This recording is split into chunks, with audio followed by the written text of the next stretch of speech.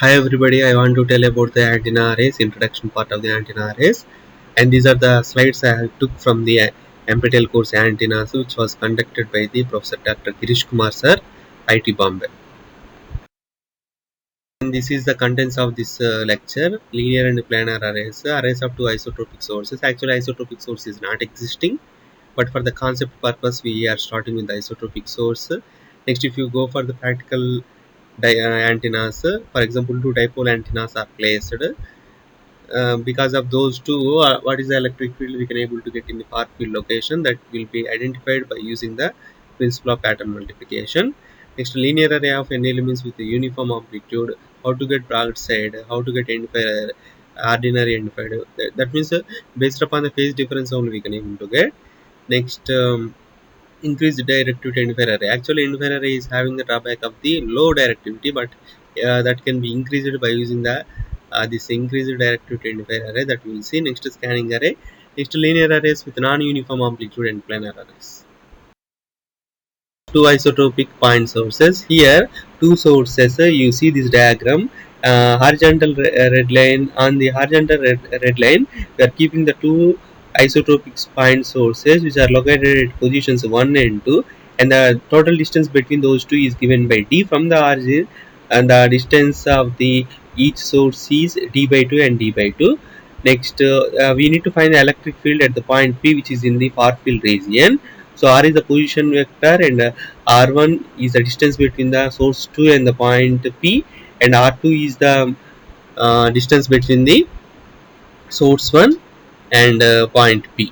And if you take this distance is very large, that means if the P is available in the far field region, we can assume these three lines are parallel to each other, and each line is making 5 degrees with respect to x-axis, and this position vector R is making the theta angle with the y-axis. So theta plus phi is equal to 90. That also we can able to use.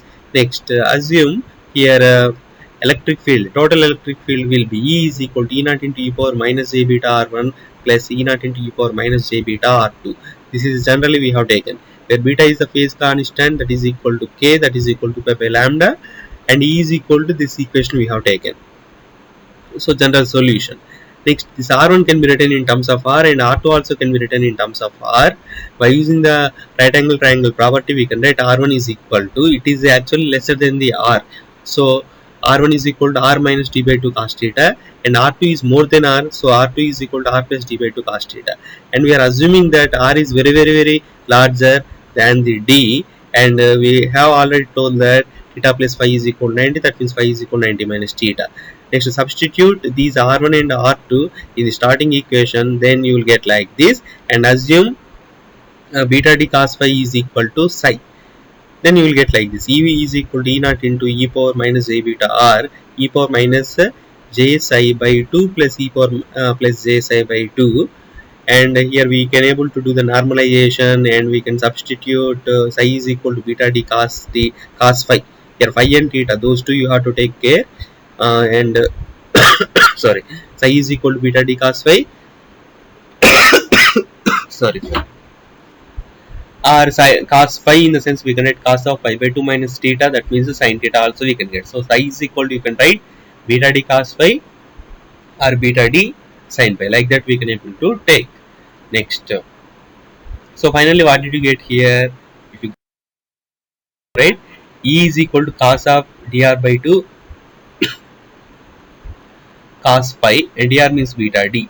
So and if you assume the distance between the two isotropic elements is lambda by 2, then E is equal to cos of phi by 2 cos phi you will get, and at different values of phi you need to identify the E value, and this is the table we can able to tell. And here at phi is equal to 0, the amplitude is 0, and at phi is equal to 90 it is 1, and that is the maximum. Okay, and at phi is equal to 60, the E value will be 1 by root 2, that may be right side or left side. So here you see half power beamwidth means power should be off, or electric and magnetic fields will be 1 by root 2 times of the maximum value. Here maximum value is available from 90. From 90, if you reduce 60 degrees to the right side or left side, you will get 1 by root 2 times of E. That means that 30 plus 30, will be 60. That will be the half power beam width. Okay, in another plane you will get a 360 degrees of power beam width. That means here you have theta e is pi by 3, that is 60 degrees, and theta h is equal to 360 degrees, that is 2 pi. Then you can able to calculate the directivity. Directivity is given by what is the formula? 4 pi by theta e theta h, which are in radians. Substitute the values of the theta e theta h, you will get the value of the directivity for these two isotropic elements. Previously, those two elements we have kept on the x-axis symmetrical to the origin, but now we are keeping first element at the origin only, and second element will be the distance away from the first element on the positive x-axis.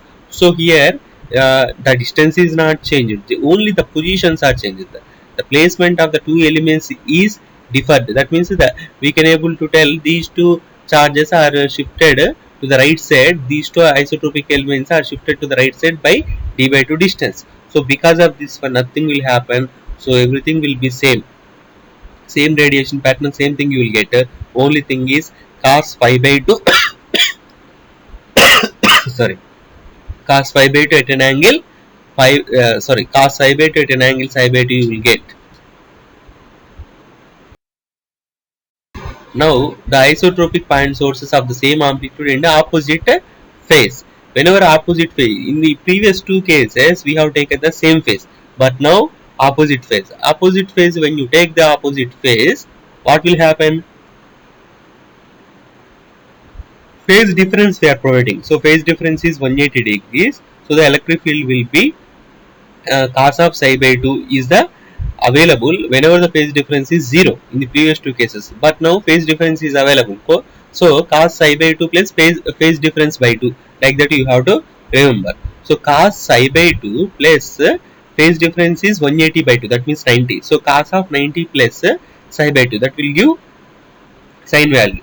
Okay, half power beam width is equal to 120 degrees. In this case you will get in both orthogonal planes.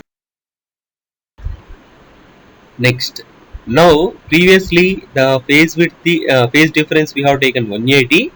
Now the phase difference you take 90. So what will you get? Cos of pi by 2 cos phi plus cos psi. Actually, you will get cos of cos of psi. You will get cos of psi by 2. You will get, okay, cos of psi by 2 plus phase difference by 2. So 90 by 2 means 45 you will get. So because of this one, the side lobe level is coming. In order to decrease the side lobe level, you need to decrease the distance between these two. That is, instead of taking the lambda by 2, then you will not get the that side lobe level. Okay. Now here two dipoles they have taken, and those two dipoles have kept horizontal. When consider now these two are isotropic elements. Whenever isotropic elements are there like this, what is the resultant we got? Cos of psi by 2. Okay. Next, each dipole is having the radiation pattern of figure of 8 vertical. Okay, because the dipole has kept on the x-axis horizontally, so you will get figure of 8 exactly. Okay, so figure of 8 is having is the radiation pattern of the each dipole. So one dipole is having figure of 8, that is multiplied with the pattern multiplication, that is cos psi by 2. Okay, with respect to cos psi by 2 it will be multiplied. So mathematically it is given by, it is looking like a cos it is looking like a cos dipole pattern. Dipole pattern means you can take, it is E naught is equal to E naught dash sin phi. So it is a sin phi, like that you can able to take. So cos psi by 2 into sin phi. Sorry. Then these two if you multiply, you will get the final pattern is like. So why should we take here the dipole pattern E naught is equal to E naught dash into sin phi? That is the thing that you have to remember. Okay, figure of 8 is pakka, that there is no doubt. But how to tell it is e naught dash into sine? That is simple here. When phi is equal to 0, amplitude is 0, sine 0 is 0, so you will get 0. If phi is equal to 90, you will get maximum. So figure of 8 only you will get pattern multiplication. Now these two dipoles have kept vertically, not horizontally. Then the result will be different. So orientation of the dipoles is very important. Okay. So now these two dipoles have kept vertically. So you will get the figure of 8 horizontal figure of 8 you will get for the dipole. But the what is that pattern multiplication will be vertically figure of 8 only. So these two will be multiplied. You will get a butterfly. N isotropic point sources of equal amplitude and spacing is used. Here you will get pattern multiplication will be or E normal will be sin n psi by 2 by n sin psi by 2. Sin n psi by 2 by n. This is the radiation pattern of n isotropic elements. You can able to observe here if sorry n is increasing, the silo levels are increasing. That is information of broadside array.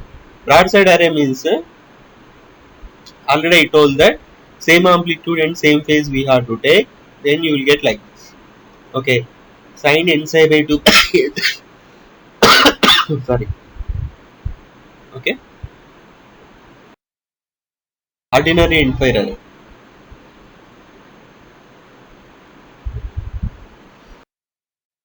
This is the directive. Any